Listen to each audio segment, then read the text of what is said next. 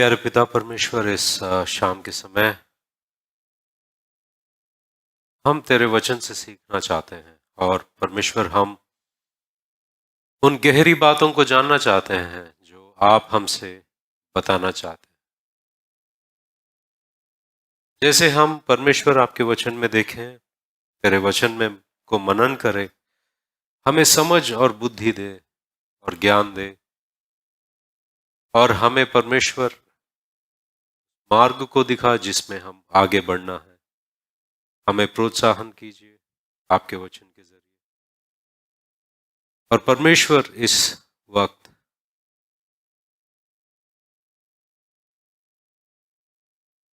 हमें अगुवाई कीजिए ताकि हम तेरे वचन को समझ सके, उसके अनुसार चल सके। यीशु मसीह के नाम से हम प्रार्थना करते हैं, आमीन। तो जैसे कि हम गलातियों की पत्री 5वें अध्याय में कुछ दिनों से एक एक आत्मा के फल के बारे में देख रहे हैं। हमने पिछले 2 हफ्तों में 2-3 हफ्तों में हमने देखा था प्रेम, आनंद।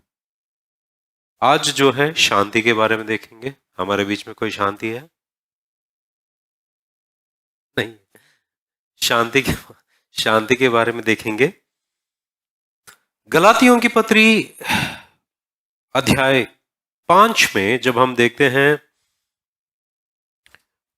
पौलुस कहता है कि पर मैं कहता हूं, वचन 16 से हम पढ़ते हैं, मैं कहता हूं आत्मा के अनुसार चलो तो तुम शरीर की लालसा किसी रीति से पूरी ना करोगे, क्योंकि शरीर आत्मा के विरोध में और आत्मा शरीर के विरोध में लालसा करता है, और ये एक दूसरे के विरोध ही हैं, इसलिए कि जो तुम करना चाहते हो वह ना करने पाओ।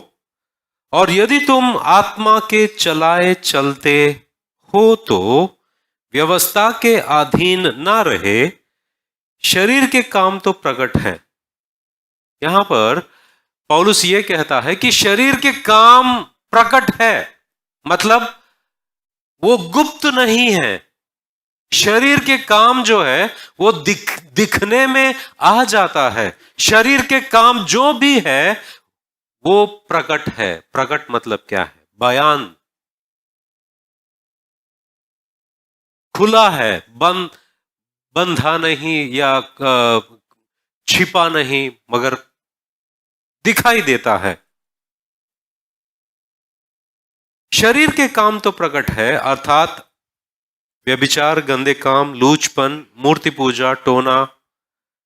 जब हम ये सब पढ़ते हैं, शरीर के काम तो प्रकट है अर्थात व्यभिचार, गंदे काम, लूचपन, मूर्ति पूजा, टोना। यहां तक जब हम देखते हैं कि शरीर के काम में ठीक है, व्यभिचार, गंदे काम, लूचपन, मूर्ति पूजा, टोना, इसके बाद में जो दूसरा लिस्ट आता है यहां से, बैर क्या होता है? दुश्मनी, झगड़ा। वो झगड़ा नेक्स्ट का है। बैर, दुश्मनी। ये दुश्मनी किसकी निशान है? दुश्मनी किसकी निशान है? पौलुस ने क्या कहा? शरीर के काम तो प्रकट है, तो दुश्मनी यहां पर जो दिखाई दे रहा है वो किसका काम है?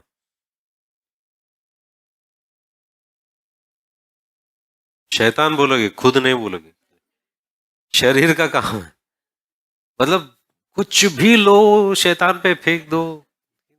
मेरा, आई एम नॉट रेस्पॉन्सिबल। शैतान। बैर किसका किसका चिन्ह है? बैर शरीर के काम का। झगड़ा किसका चिन्ह है? ईर्ष्या किसका चिन्ह है? क्रोध, विरोध। देखा है आपने, धीरे धीरे वो साउंड चेंज हो गया है। मैंने बोला ये किसका है? शरीर का। अभी नेक्स्ट वाला बोला शरीर का। तीसरा बोला, गायब हो गया।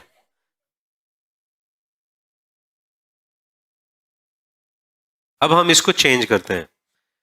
बैर किसका निशान है? मेरा। बोलो। झगड़ा, ईर्ष्या, क्रोध, विरोध, फूट। फूट मतलब विभाजन करना, ग्रुप। किसका काम है? तुम लोग ये सब कर रहे हो? हाँ? तो आपकी जिंदगी में ये जो सब काम जो शारीरिक रीति से आप करने में तुले हो, आपका शरीर इन सारे चीजों में आपको खींचता है। ये सब जो बातों को हम देख रहे हैं, बैर और ईर्ष्या और झगड़ा, ये सब करने के लिए तट पर रहता है आपका शरीर।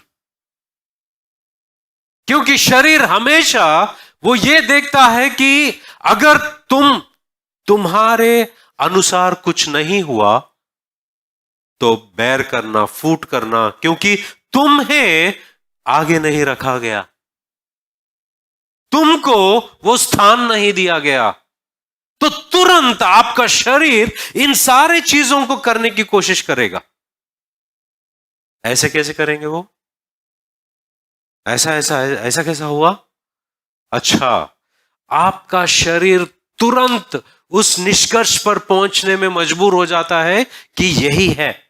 जब हम आगे पढ़ते हैं, पौलुस कुछ चिन्ह देता है जो आत्मा के अनुसार चलता है, मतलब पवित्र आत्मा की अगुवाई से जो चलता है, उसके अंदर जो है फल, उसके निशान जो है दिखाई देती है।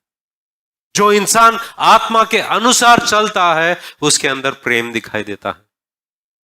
जो इंसान आत्मा के अनुसार चलता है उसके अंदर आनंद दिखाई देता है, जो पिछले बार देखे हैं। अब हम यहां पर देखते हैं शांति। शांति जो है, शांति को कैसा समझे हम?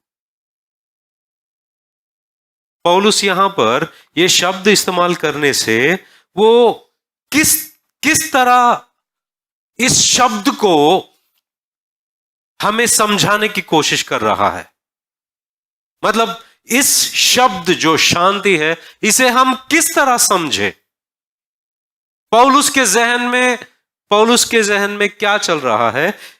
तो कुछ बातों को मैं बताना चाहूंगा, फिर हम पौलुस के जहन में क्या है वो देखेंगे। जब हम देखते हैं कि शांति जो है, जब पुराने नियम में देखते हैं, यूनानी भाषा में, नए नियम के यूनानी भाषा में, गलातियों की पत्री 5वें अध्याय में जो देखते हैं, इरेने, इसका जो समानता में पुराने नियम में जो शब्द नजर आता है वो शालोम है। क्या है? शालोम, शांति। शालोम, सलाम, सालेम, सलाम अलैकुम। सलाम अलैकुम ये यहूदियों का है। यहूदियों का है। दो शब्दों को जोड़ते हैं, शालोम और मेलेक। जब ये दो शब्दों को जोड़ा जाता है, शालोम मलेक, और अरबिक में उसको सलाम अलैकुम कहते हैं। जब यीशु मसीह मरे, तीसरे दिन जिंदा उठे, उठने के बाद में जब अपने चेलों के पास गए, उन्होंने क्या कहा? सलाम अलैकुम। क्या कहा? मतलब आप पर शांति हो, पीस बी अनटू यू, आपको शांति मिले, उसका मतलब वही है। बट शांति को कैसे समझे हम? पुराने नियम में जब हम गिनतियों की पुस्तक में देखते हैं, गिनती 25 में एक वाक्य है। गिनती 25 में इस्राएल जो है, परमेश्वर के खिलाफ उन्होंने गुनाह किया, तो परमेश्वर का क्रोध सारे इस्राएलियों पर आया है। और उस दरमियान क्या होता है?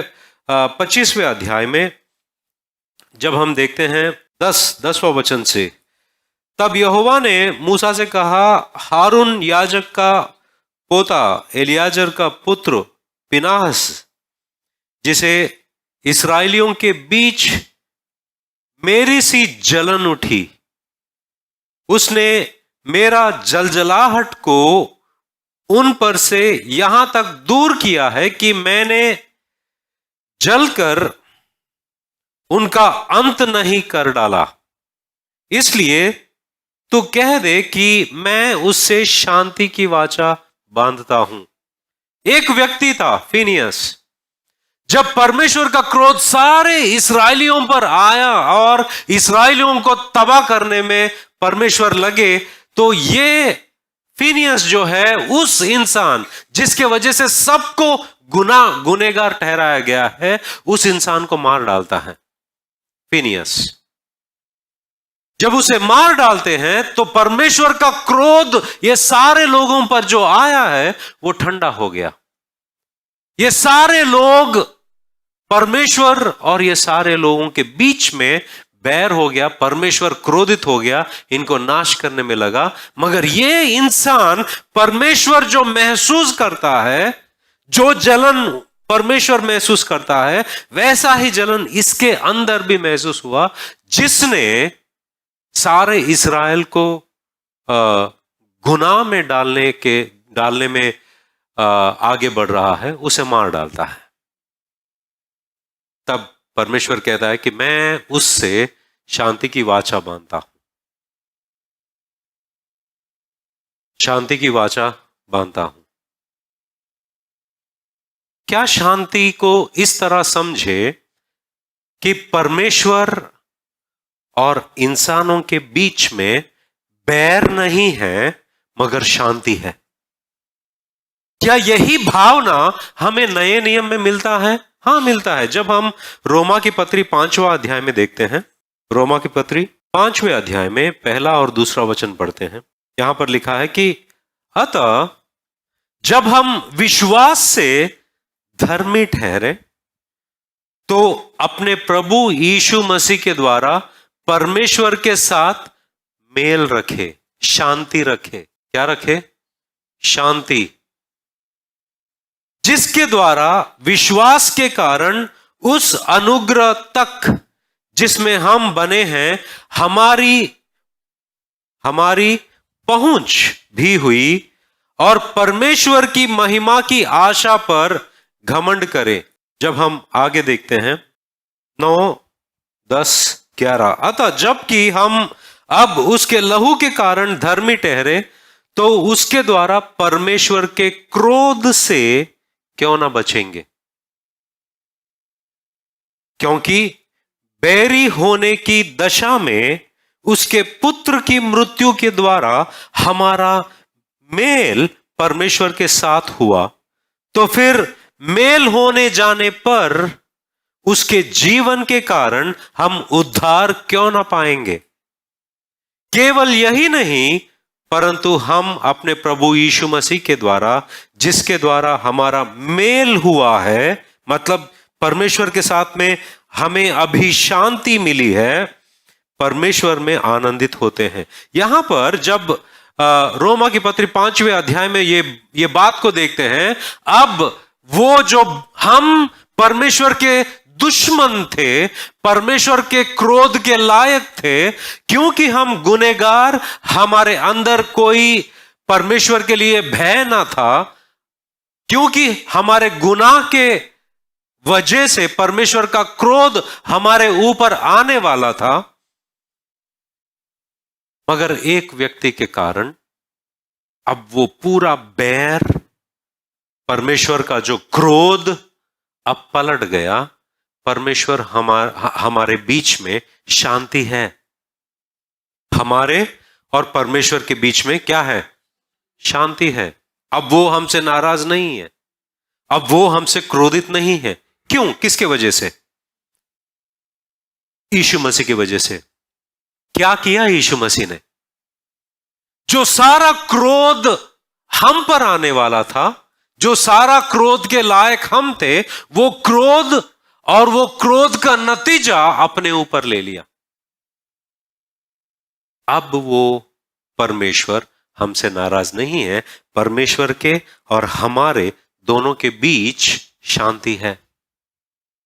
तो क्या गलातियों की पत्री 5वें अध्याय में 22वें वचन में पौलुस शांति जो शब्द इस्तेमाल किए हैं, क्या इस रीति से इस्तेमाल किए?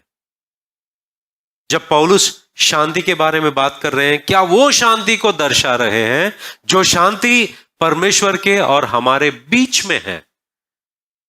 अब बैर नहीं, दुश्मनी नहीं, मगर शांति है। क्या ये शांति शब्द को इस तरह समझे? ये शांति शब्द जो है दूसरे तरीके से हम समझ सकते हैं जब हम देखते हैं कि पुराने नियम में शांति शब्द को इस रीति से भी इस्तेमाल किया गया कि यहूदियों और गैर यहूदियों या दो शत्रुओं के बीच में, मतलब दो वर्ग हैं, दो वर्ग के बीच में लड़ाई नहीं है मगर समझौता हुआ है, और वो समझौते की वजह से उनके बीच में कभी और आगे लड़ाई नहीं होगी। और वो शांति मतलब जितने दिन उनके बीच में लड़ाई झगड़ा नहीं होता है ये दोनों के बीच में, क्या उसको भी शालोम कहा गया है। जैसे कि व्यवस्था विवरण के 20 के 12 में और न्यायों के पुस्तक 21 के 13 वचन में इस उद्देश्य से इस्तेमाल किया गया है। और एक जगह पर दोनों लड़ाई करने वाले थे मगर लड़ाई के बजाय उनके बीच में शांति है। पहला राजाओं का 5वां अध्याय 12 वचन। इसको दर्शाने के लिए भी शालोम का इस्तेमाल किया गया है। और उसी रीति से नए नियम में भी दो वर्ग के बीच में झगड़ा हुआ करता था। एक यहूदी लोग, नए नियम में यहूदी लोग जो यीशु मसीह को स्वीकार किए हैं, और गैर यहूदी जो यीशु मसीह को वो भी स्वीकार किए हैं। यीशु मसीह को स्वीकार करने के बावजूद भी इन दोनों के बीच में लड़ाई झगड़े होते थे। यहूदी लोग हमेशा ये यूनानी जो लोग अन्य जाति के लोग यीशु मसीह को स्वीकार किए हैं उन्हें गलत नजरिए से देखते थे। तो इन दोनों के बीच में बैर था, इन दोनों के बीच में एक तरह का दीवार था। तो पौलुस एफेसियों की पत्री दूसरे अध्याय में जब हम 11 वचन से पढ़ते हैं, यहां पर यह लिखा है कि इस कारण स्मरण करो कि तुम जो शारीरिक रीति से अन्य जाति हो और जो लोग शरीर में हाथ के किए हुए खतने से खतना वाले कहलाते हैं, वे तुमको खतना रहित कहते हैं। तुम लोग उस समय मसीह से अलग और इस्राएल की प्रजा के पद से अलग किए हुए और प्रतिज्ञा की वाचाओं के भागी न थे और आशाहीन और जगत में ईश्वर रहित थे। तो यहूदी लोग गैर यहूदियों को एक शब्द का इस्तेमाल करके उनका मजाक उड़ाना, नहीं तो उनको इंसल्ट को क्या कहते हैं, उनका अपमान करना, ये एक खतना रहित लोग हैं। वो जो शब्द है ये खतना रहित लोग हैं, वो एक अपमान करने के लिए इस्तेमाल किए जाने वाला शब्द था। जब दाऊद गोलियात को मारने के लिए आता है तब वो क्या कहता है? ये खतना रहित कौन है? जो इस्राएल के सेनाओं को चेतावनी देता है।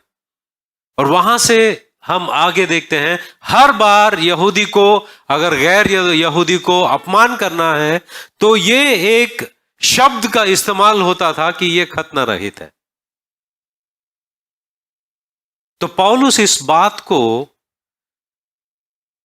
याद करते हुए वो ये कहता है 11 वचन में, इस कारण स्मरण करो कि तुम जो शारीरिक रीति से अन्य जाति हो, मतलब तुम जो, पौलुस जो अन्य जाति के लोग हैं, जो यहूदी नहीं मगर अन्य जाति के गैर यहूदी हैं, उनसे कहते हैं तुम अन्य जाति हो और जो लोग शरीर में हाथ के किए हुए खतने से खतना वाले कहलाते थे। ये कौन थे?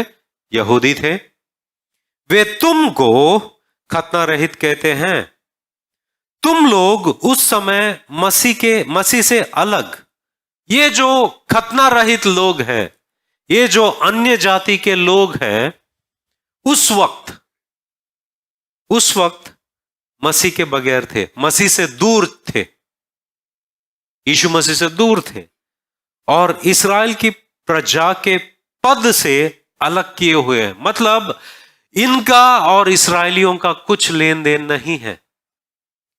इस्राएलियों का एक पद था कि परमेश्वर ने उनको वाचाएं दी, परमेश्वर ने उनसे वाचा बांधी, परमेश्वर ने बहुत सारे चीजों को कहा कि ये सब तुम्हारे जिंदगी में पूरी होगी। उन सारे वाचाओं से इनका कोई लेन देन नहीं, ये कहीं गिनती में भी नहीं। तो पौलुस कहता है कि और इस्राएल की प्रजा के पद से अलग किए हुए और प्रतिज्ञा की वाचाओं के भागी ना थे। जो भी परमेश्वर ने प्रतिज्ञाएं की उसमें तुम्हारा कोई भाग नहीं था। और आशाहीन मतलब तुम्हारी कोई आशा नहीं थी। तुम मरने के बाद में क्या होने वाला है, मरने के बाद में परमेश्वर के कोई ऐसा वाचा है या प्रतिज्ञा है जिससे आप बच सकते हो, कोई आशा नहीं थी। आशाहीन थे मतलब तुम्हारी कोई आशा नहीं थी। उदाहरण के तौर पर अगर समझो यीशु मसीह हमारे जिंदगी में नहीं है, आप कैसा महसूस करोगे? कल क्या होगा तुम्हारा?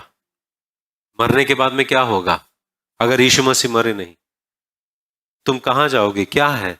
इसी को कहते हैं आशाहीन। और जगत में ईश्वर रहित थे।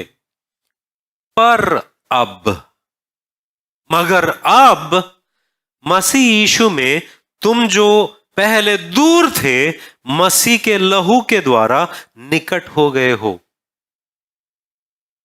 एक वक्त था तुम बहुत दूर थे, परमेश्वर के करीब नहीं थे, मीलों दूर थे, मगर यीशु मसीह सलीब पर मरे और अब यीशु मसीह की वजह से आप बहुत पास किए गए हो।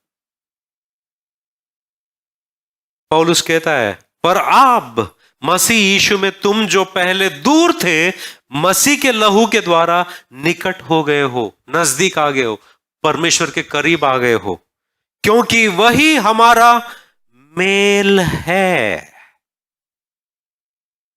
यहां पर जो शब्द है वही शांति। यीशु मसीह खुद हमारी शांति है। हां, यीशु मसीह शांति देता है, वो बात अलग है, मगर यहां पर पौलुस कह रहा है कि यीशु मसीह खुद हमारी शांति है। जब ये शब्द को पढ़ता हूं, ये वचन को पढ़ता हूं, क्योंकि वही हमारा मेल है, हमारी शांति है, पुराने नियम में मुझे ये बात याद आता है। गिदोन कितने लोग याद करते? गिदोन पुराने नियम में जब परमेश्वर उसे बुलाते हैं, उसके द्वारा इस्राएलियों को छुड़ाने वाले हैं, वहां पर एक वेदी को बांधता है और उस वेदी का नाम रखता है यहोवा शलोम। परमेश्वर शांति है, परमेश्वर शांति है।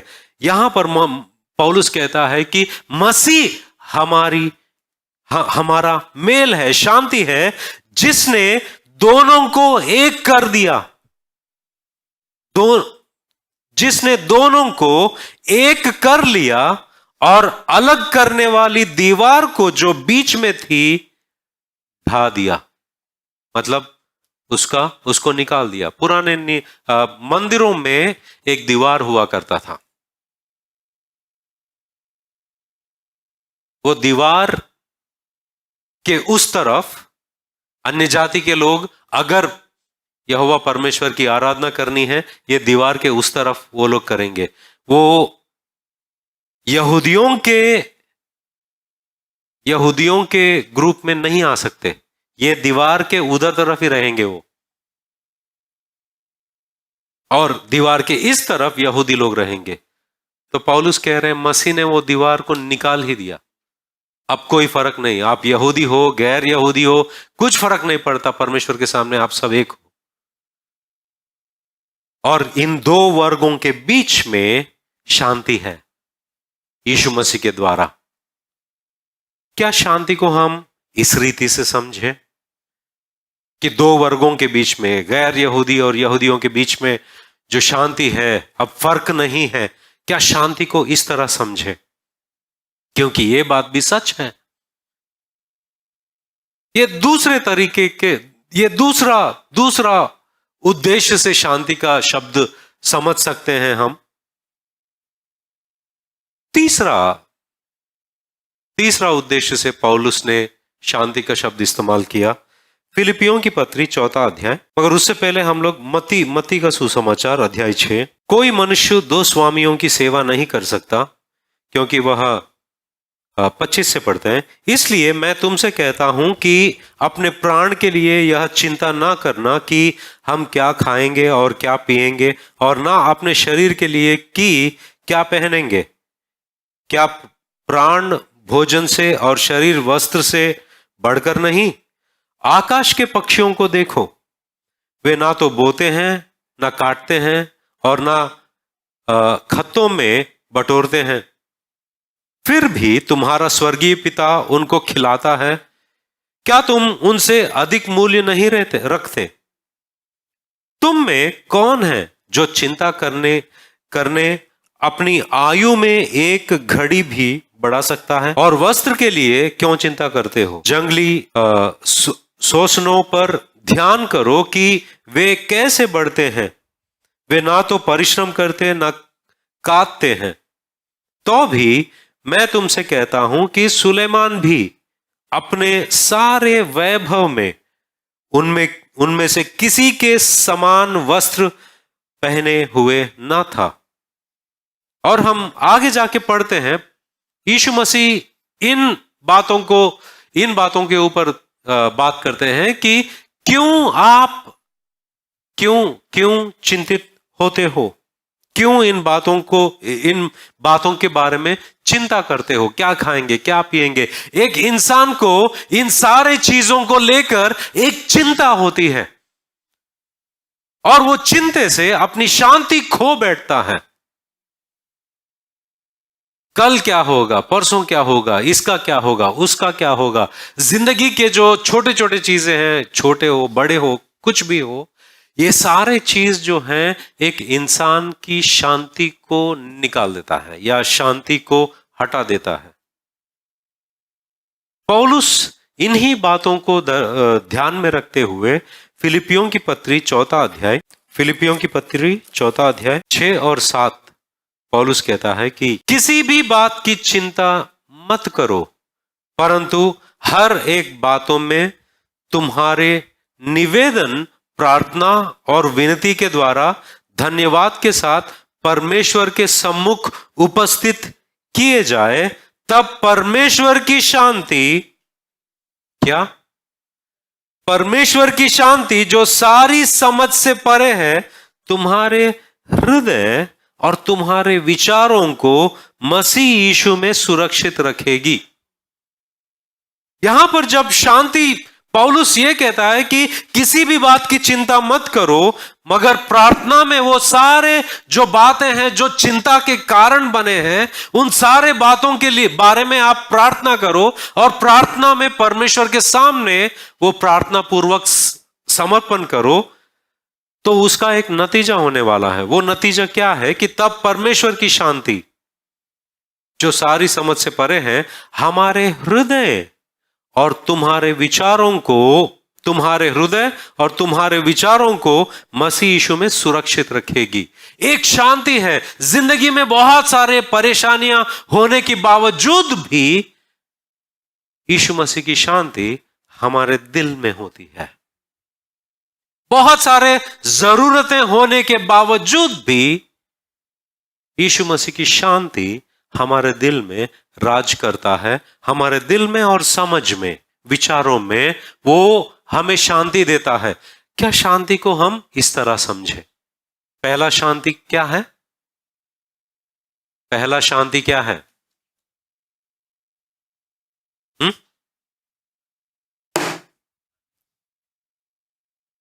तुम्हारी शांति को मैं पहला शांति परमेश्वर और हमारे बीच में। दूसरा शांति वर्गों के बीच में।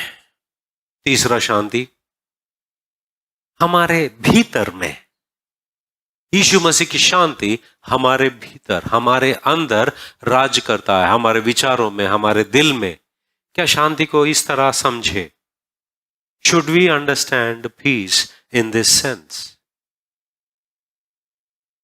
Peace between God and me, peace between people groups, peace within myself, God's peace in my heart. ये तीसरे तरीके का शांति है। चौथे उद्देश्य से भी हमने देखा है, हम देखेंगे कि यूहन्ना के सुसमाचार 14 अध्याय में, यूहन्ना 14:27 में यीशु मसीह कहते हैं कि मैं तुम्हें शांति दिए जाता हूं, अपनी शांति तुम्हें देता हूं। जैसे संसार देता है मैं तुम्हें नहीं देता। तुम्हारा मन व्याकुल ना हो और ना डरे। तो यहां पर यीशु मसीह कहते हैं कि मैं जाने वाला हूं, मैं जाते जाते मैं तुमसे ये कह रहा हूं कि मैं मेरी शांति तुम्हें दूंगा। दुनिया जिस तरह देती है उस तरह नहीं।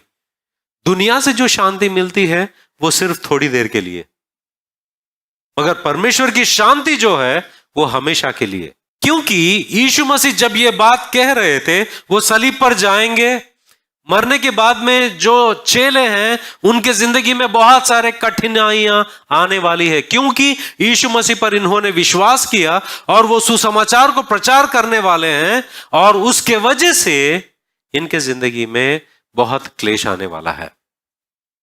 तो इसी को दर्शाते हुए यीशु मसीह कहते हैं कि जब तुम्हारे साथ बदसलूकी होगी फिर भी तुम्हारे दिल में शांति रहेगी, क्योंकि मेरे कारण। 16 अध्याय 33वां वचन में वही बात कहते हैं। वहां पर यीशु मसीह कहते हैं कि मैंने ये बातें तुमसे इसलिए कही है कि तुम्हें मुझ में शांति मिले। संसार में तुम्हें क्लेश होता है, परंतु ढांढस बांधो, मैंने संसार को जीत लिया है। तो यीशु मसीह कहते हैं कि तुम्हें क्लेश होगा मगर ढांढस बांधो।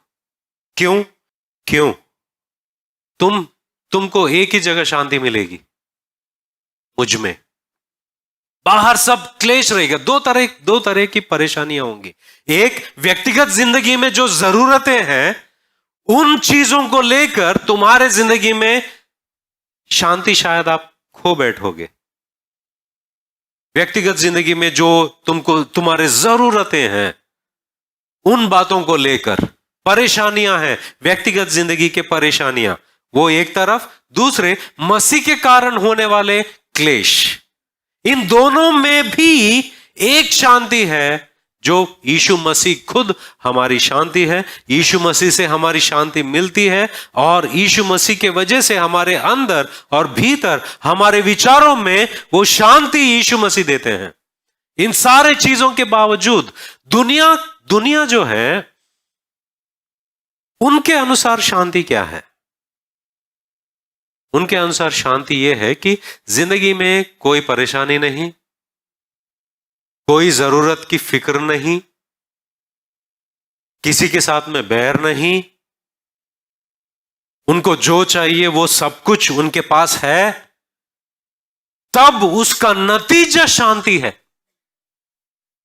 मगर यीशु मसीह के अनुसार शांति क्या है? ये सब रहने के बावजूद, क्योंकि तुम मुझ में हो, तुम्हारे अंदर शांति होगी। समझ रहे हो आप? मगर पौलुस, अभी हम गलातियों की पत्री में दोबारा जाते हैं। गलातियों की पत्री 5वां अध्याय में जब पौलुस यहां पर शांति का इस्तेमाल करता है, ये शांति का उद्देश्य कैसे समझे, with what intention Paul is using the word peace at this point. शांति। जब यहां पर पौलुस शांति शब्द का इस्तेमाल कर रहे हैं, इसके विरोध में एक जो है ये आत्मा का फल है, बराबर। आत्मा का फल क्या है? शांति है। इसके अगेंस्ट में क्या है? इसके विरोध में क्या है? बैर कौन करता है?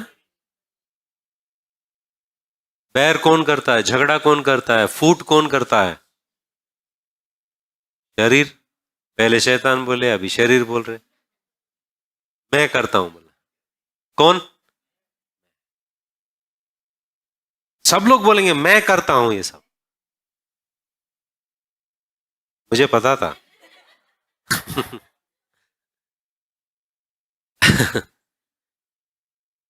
पर जब आत्मा का फल शांति है, शरीर का काम क्या है? हमने देखा झगड़ा, ईर्ष्या, क्रोध, विरोध, फूट। फूट, एक एक बात को देखें। बैर, बैर दुश्मनी। परमेश्वर हमारे बीच में क्या था? दुश्मनी था। अब क्या बदला? शांति में बदला, नहीं? तो हमारे बीच में क्या होनी चाहिए?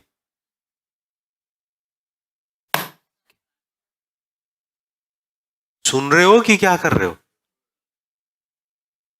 अगर परमेश्वर और हमारे बीच में बैर था और उसका क्रोध हमारे ऊपर आने वाला था, यीशु मसीह के कारण अब शांति है,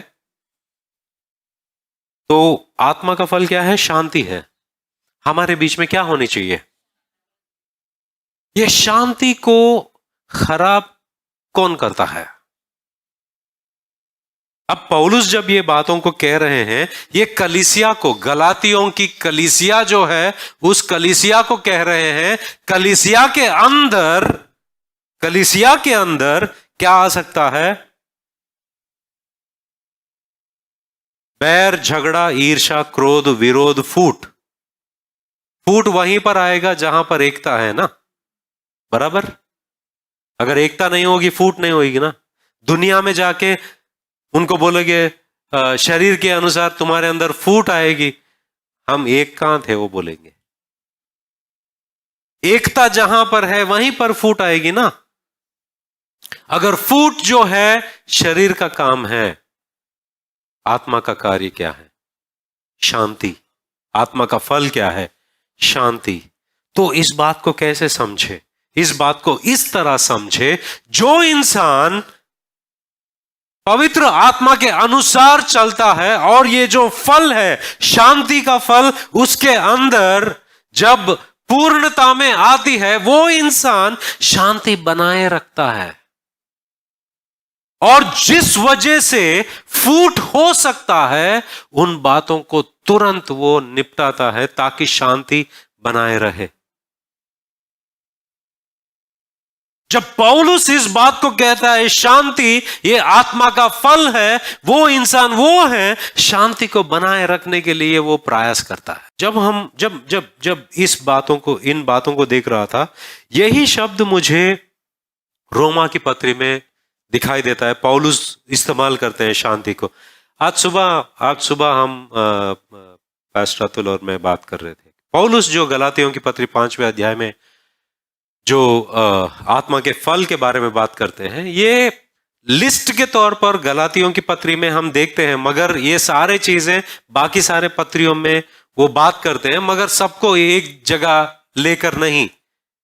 मगर इन सारे फल के बारे में अलग अलग जगहों पर अलग अलग रीति से उन्होंने बात किया है। और उसी दरमियान हम रोमा की पत्री में देखते हैं 14 और 15 अध्याय में। रोमा की पत्री कितने लोग लिए? कितने लोग लिए?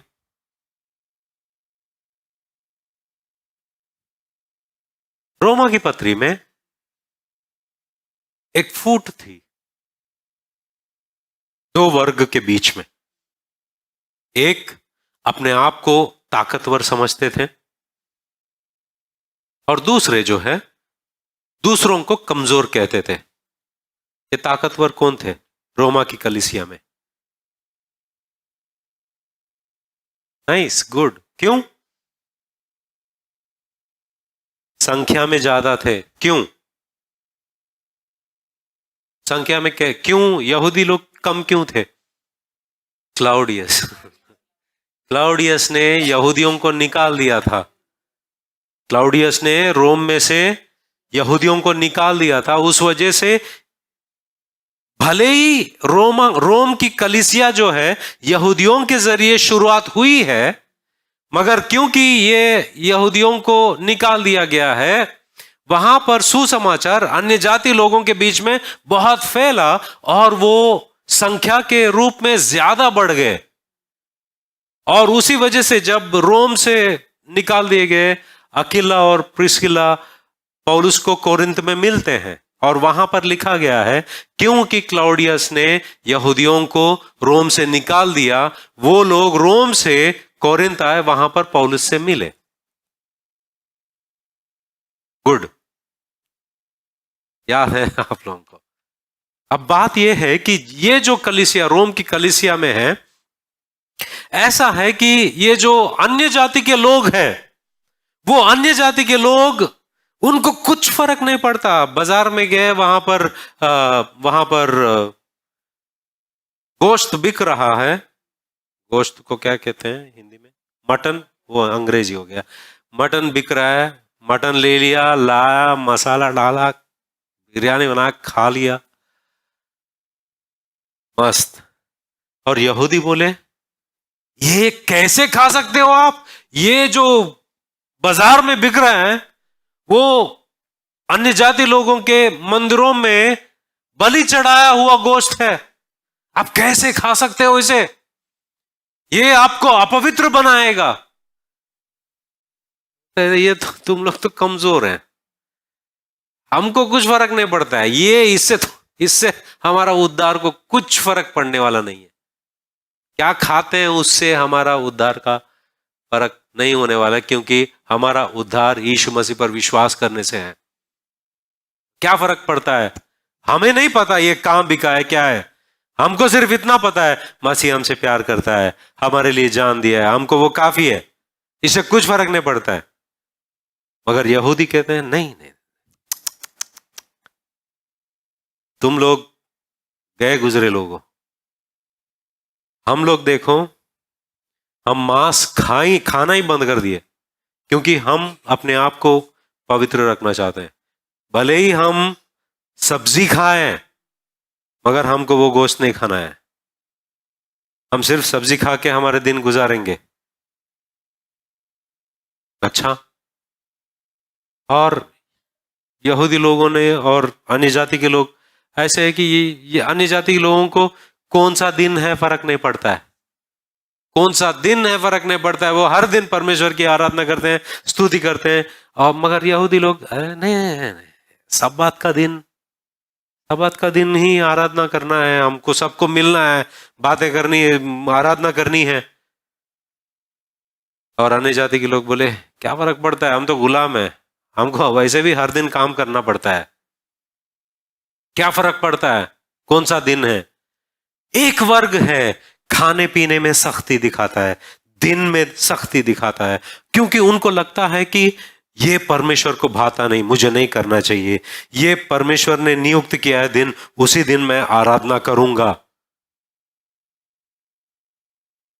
मगर इधर के लोग, अन्य जाति के लोग, मैं उद्धार पाया हूं कामों से नहीं, अनुग्रह से पाया हूं, दिन ने, सब्बात का दिन मुझे बचाया नहीं, गोश्त मुझे बिगाड़ेगा नहीं, क्या फर्क पड़ता है, उसका विश्वास है। तो पौलुस कह रहा है कि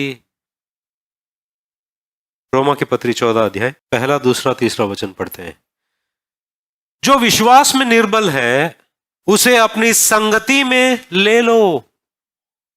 तो ये लोग जो अन्य जाति के लोग हैं, वो लोग, यहूदी लोग जो यीशु मसीह पर विश्वास करते हैं, उनको कहते हैं कि ये निर्बल हैं, इनके अंदर विश्वास में कमी है। तो पौलुस कहता है जो विश्वास में निर्बल है उसे अपनी संगति में ले लो, उसको दूर मत करो, उसको दूर मत करो, अलग मत करो, परंतु उसकी शंकाओं पर विवाद करने के लिए नहीं। एक को विश्वास है कि सब कुछ खाना उचित है, परंतु जो विश्वास में निर्बल है वह साग पात ही खाता है। खाने वाला ना खाने वाले को तुच्छ ना जाने और ना खाने वाला खाने वाले पर दोष ना लगाए, क्योंकि परमेश्वर ने उसे ग्रहण किया, परमेश्वर ने उसको स्वीकार किया। तो तुम क्यों उसे दूर कर रहे हो? चलो भले वो सिर्फ सब्जी खा रहा है, फिर भी परमेश्वर ने उसे अंदर लिया है, तुम क्यों दूर कर रहे हो? तो यहां पर पौलुस का मेन मुद्दा क्या है कि बहुत सारी बातें हैं जो फूट ला सकती है।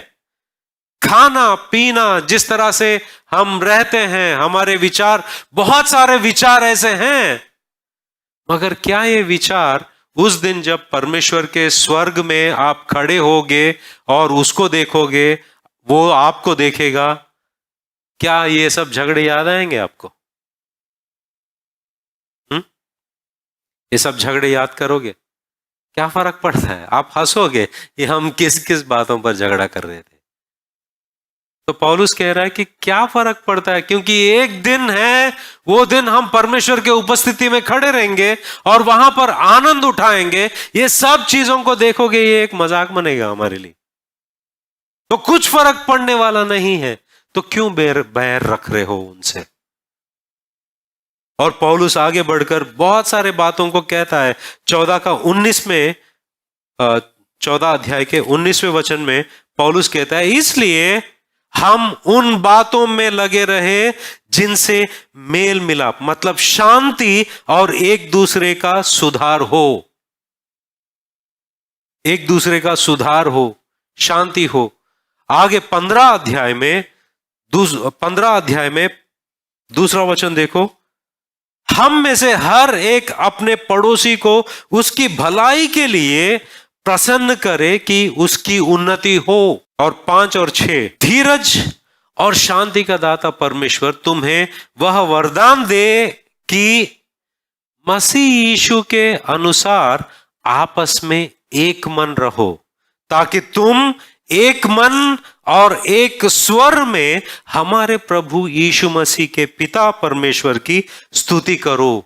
एकता बढ़ाने के लिए, एकता अंदर के सब के बीच में होने के लिए, उसका उद्देश्य क्या है? सब मिलकर हमारी परमेश्वर की आराधना करें। ये शांति जो गलातियों की पत्री 5वें अध्याय में जब पौलुस इस्तेमाल करते हैं, शांति, ये वो इंसान है शांति बनाए रखने के लिए दूसरों को स्वीकार करता है, दूसरों से प्रेम रखता है, दूसरों के बारे में सोचता है। क्योंकि मसीह खुद, फिलिपियों की पत्री 2 अध्याय में हम ये बात को देखते हैं, मसीह खुद दूसरों के लिए अपने जान दिए, अपने आप को शून्य बनाया। अपने ही हित की मत सोचो, दूसरों की सोचो, पौलुस कहता है, जैसा मसीह ने सोचा है। मसीह ने यह सोचा है कि क्यों मैं मेरा जो संगति मेरे पिता के साथ में है, क्यों मैं परमेश्वर से, मेरे पिता से दूर हो जाऊं? क्यों मैं मेरा परमेश्वर पिता का क्रोध मुझ पर लूं इन लोगों के लिए? ऐसा नहीं सोचा उन्होंने। दूसरों के बारे में यीशु मसीह ने सोचा, इसलिए इस दुनिया में आया। दूसरों की उन्नति, दूसरों की हित के लिए सोचा है। जो इंसान आत्मा से चलता है, वो दूसरों की हित के लिए सोचता है और ये देखता है कि शांति कैसा बना रहेगा कलीसिया में, फूट कैसे निकल जाएगा, विरोध किस तरह निकल जाएगा, क्रोध कैसे निकल जाएगा, अशांति कैसे निकल जाएगी, कैसे शांति को बनाए रखे कलीसिया में, कैसे एक दूसरे के बीच में मेल मिलाप हो, कैसे एक दूसरे में हर एक इंसान दूसरे की उन्नति के बारे में सोचे, दूसरे की बढ़ोतरी के बारे में सोचे, परमेश्वर में उसके साथ में कैसे उसको अपनाए, उसको दूर ना करे, क्योंकि परमेश्वर ने उसे अपनाया। जब पौलुस शांति शब्द का इस्तेमाल करता है गलातियों की पत्री 5:22, वो शरीर के कामों को ध्यान में रखते हुए इधर शांति को शब्द इस्तेमाल करता है, क्योंकि शरीर हमेशा दूर करता है, अलग करता है, वजह ढूंढता है कि उसे मेरे ग्रुप में नहीं आने देना। पौलुस कहता है, अब कुछ वचनों को और पढ़ेंगे हम, गलातियों की पत्री 5वां अध्याय। ये बातों को बताने से पहले, मतलब आत्मा के फल बताने से पहले 15 वचन में पौलुस कहता है कि पर यदि तुम एक दूसरे को दांत से काटते और फाड़ खाते हो तो चौकसी रहो कि एक दूसरे का सत्यानाश ना कर दो। कल से मैं फुल स्लीव्स का एक थिक वाला जैकेट पहन के आता हूं, कोई काटे ना मुझे।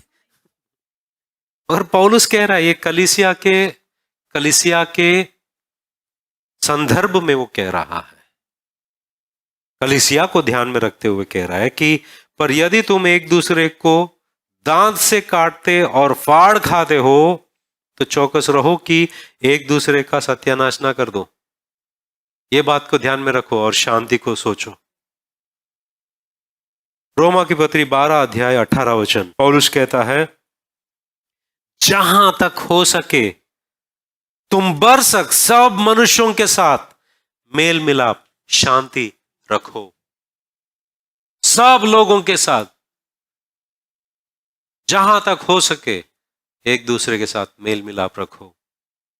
पहला कुरिन्थियों की पत्री 7:15, परंतु जो पुरुष विश्वास नहीं रखता या यदि वह अलग हो तो अलग होने दो। ऐसी दशा में कोई भाई या बहन बंधन में नहीं। परमेश्वर ने हमें मेल मिलाप के लिए बुलाया है। हमारी बुलाहट कैसी है? मेल मिलाप की। भले ही ये जो संदर्भ है शादी के संदर्भ में ये शब्द को कहा गया है, उस संदर्भ में पौलुस कहता है कि हम शांति में रहने के लिए बुलाए गए हैं, झगड़ों में नहीं। पति पत्नी के बीच में शांति, मतलब पति पत्नी के बीच में शांति नहीं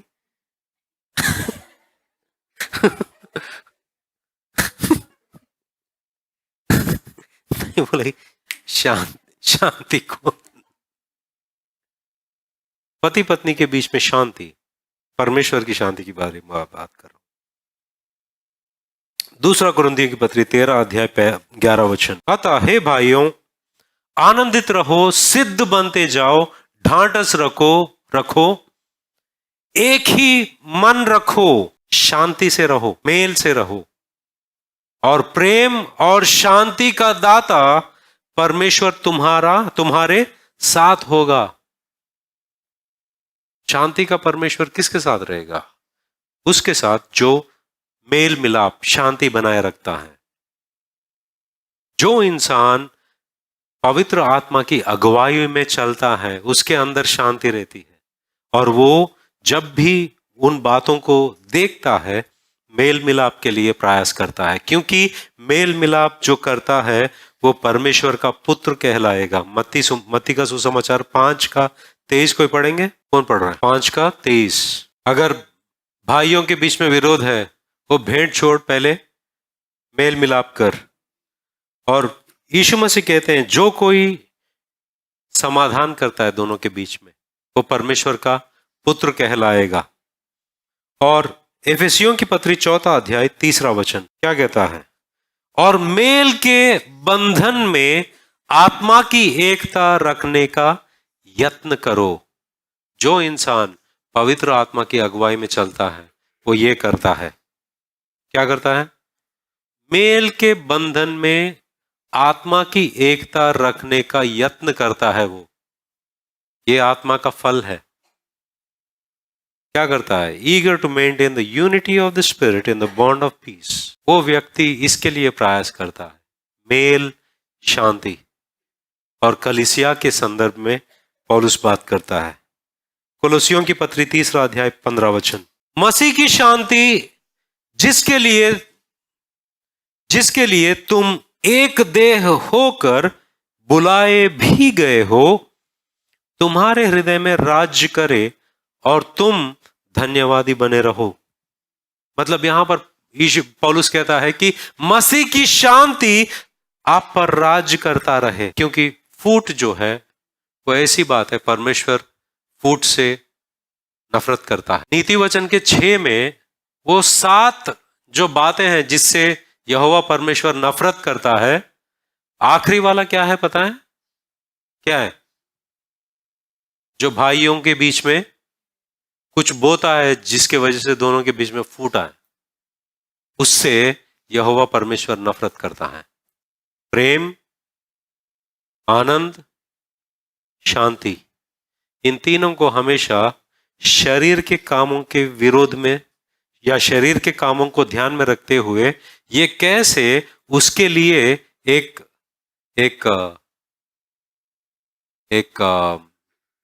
सुझाव, समाधान की रीति से पौलुस देता है, ऐसा सोचो।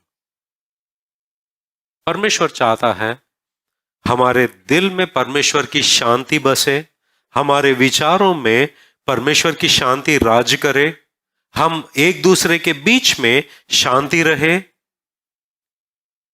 और हम शांति के लिए प्रयास करें ताकि एकता बनाए रहे। और ये इंसान जो आत्मा का फल, ये जो शांति है, उसके अंदर पूर्णता में आने का प्रयास और वो पूर्णता में आने के लिए प्रार्थना करते रहे। और वो इंसान आत्मा की अगुवाई से चलता है। और परमेश्वर चाहता है कि हमारे अंदर ये जो परमेश्वर का फल है वो पूर्णता में आते रहे। जैसे जैसे आप मसीह में बढ़ते रहोगे, तुम्हारी जिंदगी में झगड़े कम होंगे, विरोध, फूट, तुरंत क्रोधित होना, ये सब थम जानी चाहिए। ये आत्मिक उन्नति का निशान है।